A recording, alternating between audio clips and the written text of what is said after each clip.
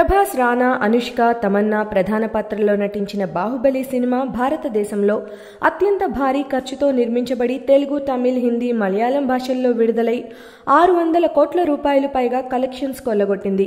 ఇక పలు అంతర్జాతీయ ఫిల్మ్ ఫెస్టివల్స్ లోనూ ప్రదర్శితమైన బాహుబలికి వచ్చిన స్పందనతో చైనా, జపాన్, జర్మనీ, లాటిన్ అమెరికాలతో పాటు మొత్తం 70 దేశాల్లో ఈ సినిమా డిస్ట్రిబ్యూషన్ హక్కులను ఆయా దేశాలకు చెందిన టాప్ డిస్ట్రిబ్యూషన్ సంస్థలు సొంతం చేసుకున్న విషయం కూడా తెలిసిందే. రాజమౌళి డైరెక్ట్ చేసిన బాహుబలి ది బిగినింగ్ ప్రస్తుతం తైవాన్ భాషలో ఈ నెల 13న విడుదలవుతోంది. గతంలో జరిగిన తైవాన్ ఫిల్మ్ ఫెస్టివల్లో బాహుబలిని ప్రదర్శించిన విషయం కూడా తెలిసిందే. ఇప్పుడు పూర్తిగా తైవాన్ భాషలో విడుదలవుతున్న బాహుబలి ఇంకా ఎన్ని సంచలనాలు సృష్టిస్తుందో చూడాలి.